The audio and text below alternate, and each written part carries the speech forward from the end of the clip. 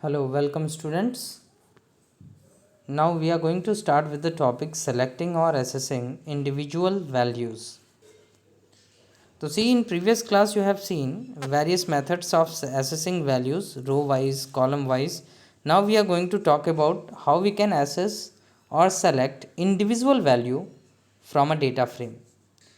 So to select or assess an individual data value from a data frame, you can use any of the following method. The first method is either give the name of row or numeric index in square brackets with, that is, as this data frame object dot column in bracket row name or row numeric index. So for example, DTF5 dot population and in bracket Delhi. So it will display the Delhi's population, and DTF5 dot population 1 both represent the same thing. So to demonstrate this, let's see how it works. So I am going to open QPython 3l and then in editor mode. You can see we in previous class I have created this particular data frame. I am removing these two lines from here, and I am leaving the print statement for the future use. Now execute it and you will observe the output. You can see this is a data frame which contains population, hospital and school as column name, and Chennai, Delhi, Kolkata and Mumbai as row indexes. Now to assess an individual record, for example, we want to assess Delhi's population. So at that time what we should do, see, we need to write print df dot population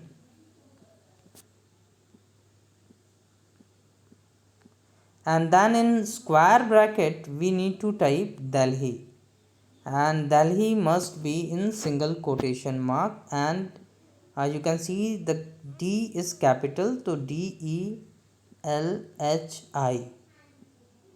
Delhi, and square bracket close, done and execute. Okay, it is displaying an error. The data frame object has no attribute population. So let me check. Okay, the P of population is capital, which you can see here. Population is capital, so we need to capitalize the first P. I think you all know that it is a case sensitive language, so that is why this is happening. Now you can observe the output. Here is the population of Delhi. जो ये दिल्ली की population है वो यहाँ पे display हो रही है. अगर आपको इसको और इंफॉर्मेटिव तरीके से डिस्प्ले करना है तो you can write a message here in double quotation in quotes the population of Delhi and then quotes close. यहाँ पे थोड़ा सा स्पेस दे देते हैं and after quote place comma. Now execute it and you will observe the output. It will display the population of Delhi 10927986. Now suppose we want to assess the same thing with the index, so at that time we just need to write its index, numeric index, that is 1, and execute it and we will get the same thing. You can see the same output will be generated here. This is the same thing, that is the Delhi's population. आपको पता होगा कि इसकी जो indexing है वो 0, 1, 2 and 3 इस तरीके से होती है. तो दिल्ली का जो इंडेक्स होगा that is 1. Now Similarly, if suppose you want to assess Delhi's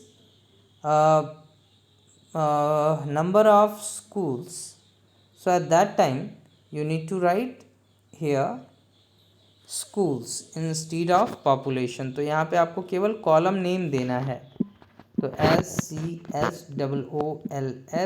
and execute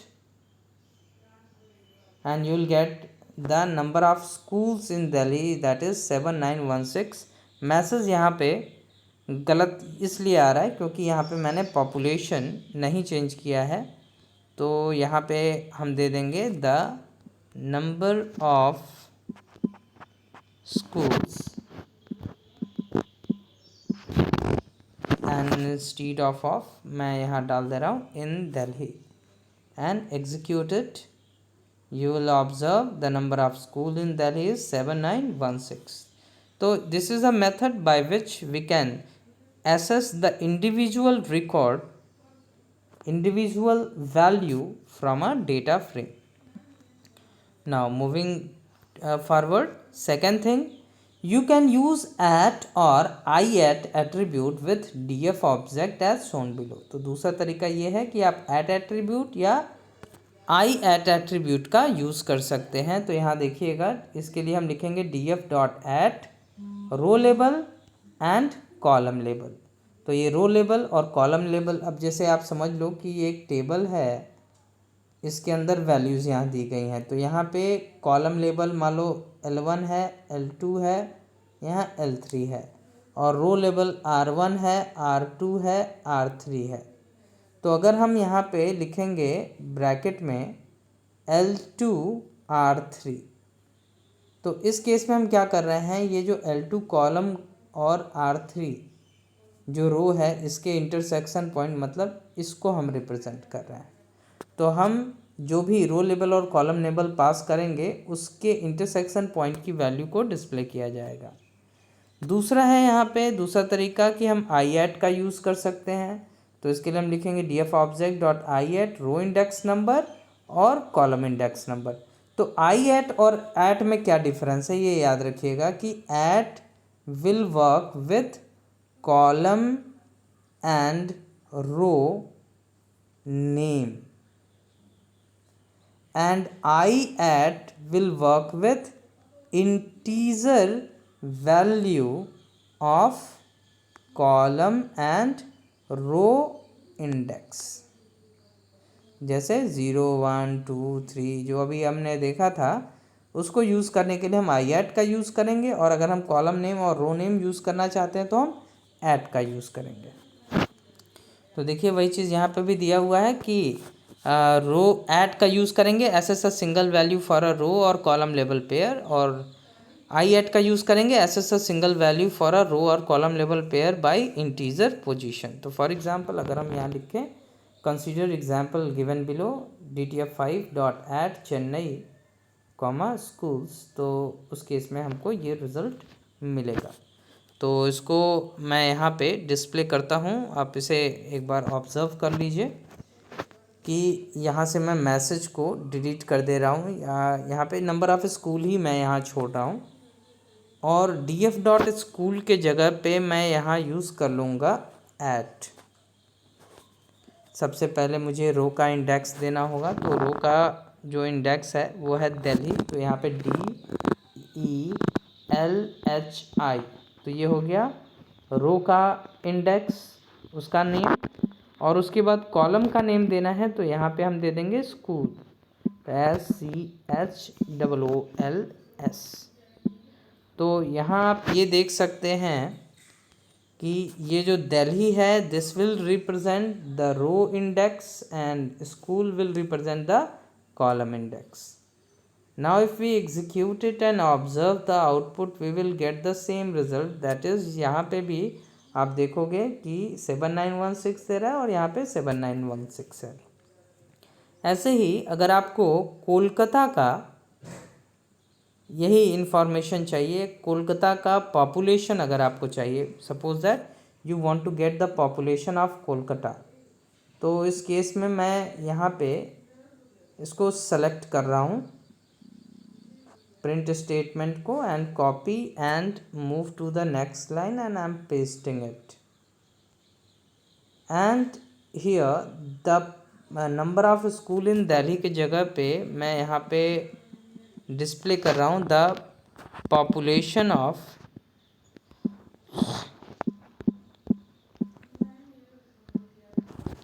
Kolkata and यहाँ पे दिल्ली के जगह पे मैं यहाँ पे लिख दूँगा कोलकाता, के कैपिटल होगा KOLKATA एंड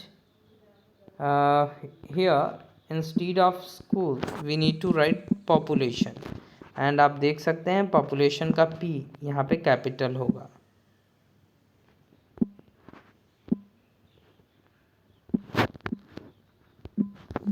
तो मैंने ये लिख दिया। अब यहाँ पे ओके करते हैं और इसको एग्जीक्यूट करते हैं। You can observe its output the population of Kolkata is given 4631392। तो in this way you can access the individual element by using add function. अब अगर आप यहाँ पे आप अगर इसको देखें, इसके आउटपुट को एक बार और देखें, तो देखो ये चेन्नई को रिप्रेजेंट करेंगे 0 से, दिल्ली को 1 से, कोलकाता को 2 से, मुंबई को 3 से। तो अगर आपको यहाँ पे मान लीजिए कोलकाता को रेफरेंस करना है तो मैंने मान लो यूज़ कर लिया 2। तो अगर मैं यहाँ पे आई एट यूज़ करूँ, मतलब instead of using at I am using I at and here instead of using this I am writing 2,1 and execute. Okay, 2,0 actually 2,0 and execute. So you will get the same result, that is the population of Kolkata, that is 4631392। तो ये हो कैसे रहा है इसको आप यहाँ देख सकते हैं कि चेन्नई, दिल्ली, कोलकाता एंड मुंबई, और इधर कॉलम के लिए पॉपुलेशन, हॉस्पिटल्स एंड स्कूल। तो हमने लिखा है 2 और 0। तो 2 और 0 मतलब आप देखेंगे कोलकाता और इसके पॉपुलेशन को रिप्रेजेंट करेंगे। अभी हमने 2,1 कर दिया था, तो उस केस में कोलकाता के नंबर ऑफ़ हॉस्पिटल को रिप्रेजेंट करते हैं। ऐसे अगर हम 2,2 कर देंगे तो कोलकाता के नंबर ऑफ़ स्कूल को रिप्रेजेंट करेगा। तो आई थिंक ये आप लोग डिफरेंस देख लिए होंगे and it is clear. Please mark it important, difference between I at and at. ये एग्ज़ाम के लिए आप प्लीज़ इसको इम्पोर्टेंट कर लेंगे। नाउ मूविंग फॉरवर्ड, अब हम नेक्स्ट टॉपिक की तरफ मूव करते हैं। और नेक्स्ट टॉपिक इज एडिंग और मॉडिफाइंग रोज और कॉलम वैल्यूज़ इन डेटा फ्रेम। तो अभी तक आपने देखा था कि किस तरीके से हम वैल्यूज़ को एसेस कर रहे हैं। अब हम देखेंगे एग्जिस्टिंग वैल्यूज़ को किस तरीके से हम मॉडिफाई करेंगे। तो यू कैन असाइन और modify data in a data frame in the same way as you do with other object. All you need to do is to specify the row name and column name along with the data frame's name। तो जैसे आप individual elements को या रो को या column को access करने के लिए आप नेम्स का यूज़ कर रहे थे, same way you need to write their name. The process of adding and modifying row और column value is similar as you will see in the following subsection. The first thing given here is adding और modifying a column. तो किस तरीके से हम एक column को, नए कॉलम को ऐड कर सकते हैं या किसी कॉलम को हम मॉडिफाई कर सकते हैं, तो we are going to talk about that. तो columns in data frame can be referred in multiple ways. Assigning value to a column will modify it if the column already exist and will add a new column if it does not exist already. तो देखिए ये बहुत important चीज़ है कि अगर अभी आपने जो एग्ज़ाम्पल देखा था उसमें पॉपुलेशन नाम का एक कॉलम था,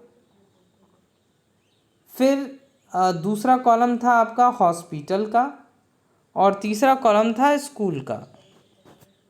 तो अगर कभी हम मॉडिफाई करने जाते हैं या नया कॉलम ऐड करने जाते हैं और हम किसी ऐसे कॉलम का नाम पास करते हैं जो पहले से एग्जिस्ट कर रहा है, जैसे हम पॉपुलेशन कॉलम का नाम पास करेंगे, तो उस केस में इस कॉलम की जो वैल्यू है वो मॉडिफाई हो जाएगी। और अगर मान लीजिए हम कोई और नाम पास करते हैं कि नंबर ऑफ मेडिकल शॉप, अगर हमने किया कॉलम का नाम, या मेडिकल शॉप हमने कॉलम का नाम डाला, तो if it not already existing, तो at that time a new column will be created. तो याद रखिएगा कि अगर हम कोई कॉलम नेम पास करते हैं मॉडिफाई करते समय, तो उस केस में उस नाम का अगर कॉलम एग्जिस्ट करता है तो उसकी वैल्यू ओवरराइट हो जाएगी, मतलब मॉडिफाई हो जाएगी। और अगर उस नाम का कॉलम एग्जिस्ट नहीं कर रहा हो तो उस केस में नया कॉलम ऐड हो जाता है। तो टू चेंज और add a column use the syntax df object dot column name is equals to new value, और df ऑब्जेक्ट डॉट ब्रैकेट में column is equals to new value. तो if given column doesn't exist in the data frame, then a new column with this name is added. For example, if we write DTF5 bracket destiny is equals to 1219, sorry, destiny density, तो density is equals to 1219, तो उस case में DTF5 को अगर हम reference करेंगे तो एक नया कॉलम ऐड हो गया डेंसिटी नाम का, और उसकी वैल्यू हो गई 1219। तो इसको मैं यहाँ पे डिस्प्ले भी कर दे रहा हूँ। इन दो रिकॉर्ड्स को मैं यहाँ से रिमूव करता हूँ, एंड इस DF को मैंने जहाँ प्रिंट किया था यहाँ पे मैं एक मैसेज प्रिंट कर दे रहा हूँ, और इस मैसेज को प्रिंट करने के लिए मैं इस कोट्स के अंदर आके यहाँ पे मैंने स्पेस दिया, and I am using \n। आप सबको पता है \n is used to give a line break, and here I am writing the value before modification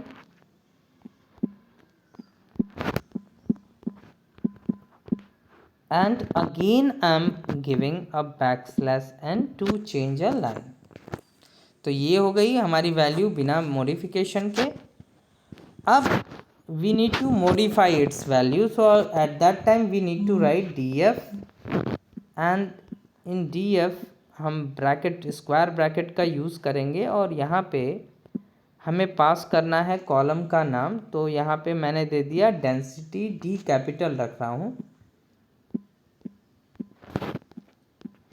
and single quote close, and then square bracket close is equals to same वही value रख ले रहे हैं जो आपके book में दिया है 1219। और उसके बाद इस लाइन को मैं दोबारा से कॉपी करता हूँ, इस प्रिंट स्टेटमेंट को, and copy and paste it after the modification, and here instead of before I am writing the value after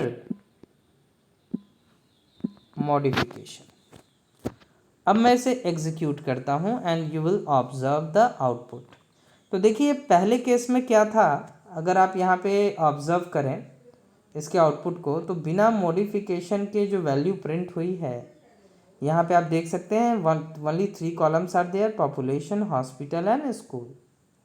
and जब हमने मॉडिफिकेशन कर लिया है, तो मॉडिफिकेशन करने के बाद आप देखेंगे अगर इसकी वैल्यू, तो we are having population, hospital, school and density. तो अब आप यहाँ देख सकते हैं डेंसिटी कॉलम नया ऐड हो गया, क्योंकि ये पहले से एग्जिस्ट नहीं कर रहा था, और इसमें जो वैल्यूज़ हैं वो सारे के सारे रोज़ के रिस्पेक्ट में रिपीट कर दी गई हैं, मतलब वही सेम वैल्यू हर एक रो के विद रिस्पेक्ट दिया गया है। तो I think it is clear to you all कि अगर हमने एक नया कॉलम का नाम पास किया तो उस नाम का एक कॉलम हमारा क्रिएट हो जाएगा. Now moving forward, although the above method add a column, but here the catch is that all the row of the new column have the same given value. So if you want to add a proper new column that has different value for all rows, then you can assign the data value for each row of the column in the form of list, that is as shown below. तो उस case में आप क्या करेंगे, df5 density is equals to, और फिर आप हर एक कॉलम के विद रिस्पेक्ट, हर एक रो के विद रिस्पेक्ट आप नई वैल्यू पास कर देंगे. तो देखिए अब यहाँ पे आप देख सकते हैं हमने केवल 4 रिकॉर्ड हैं, 4 रोज़ हैं हमारे पास. तो मॉडिफिकेशन यहाँ पे मैं कर दे रहा हूँ मॉडिफिकेशन 1, ठीक है, इसलिए क्योंकि आगे चल के अभी हम और मॉडिफिकेशन करना चाहेंगे. अब मैं इस लाइन को यहाँ से, ये जो ऊपर वाली लाइन थी, मॉडिफिकेशन वाली लाइन थी, इसको मैं यहाँ से कॉपी करता हूँ df डेंसिटी वाली लाइन को, and I am going to paste it here.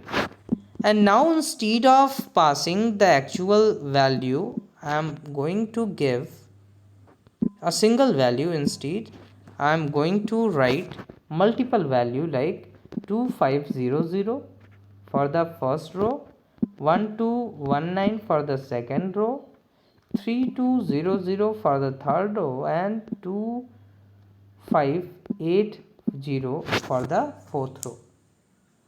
और उसके बाद मैं इस लाइन को, ये जो प्रिंट स्टेटमेंट वाली लाइन थी, इसको मैं यहाँ से कॉपी करता हूँ, and after moving to the line, last line, I am pasting it, and here modification मैं यहाँ पे दे दे रहा हूँ 2.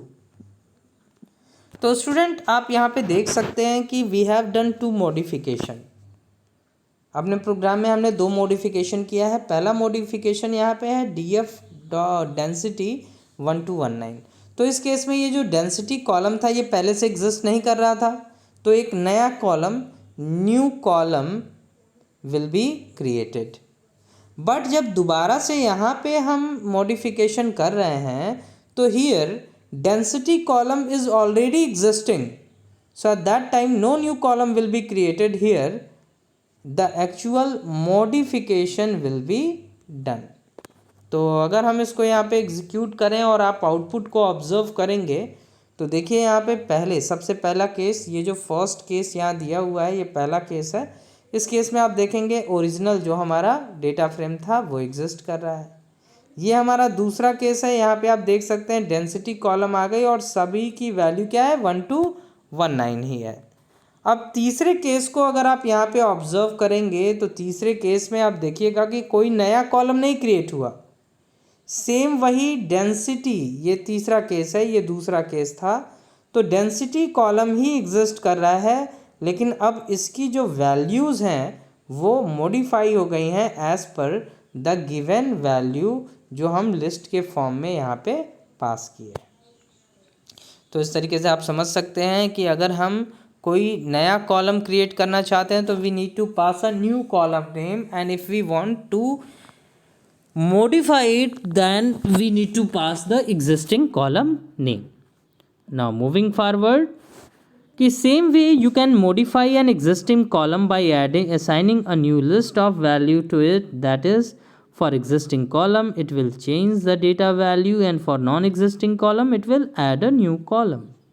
There are some other ways of adding a column to a data frame, and these are, हम यहाँ use कर सकते हैं df object dot add in bracket colon sign comma column name then value for the column. ऐसे ही df object dot loc फिर colon sign column name value for the column.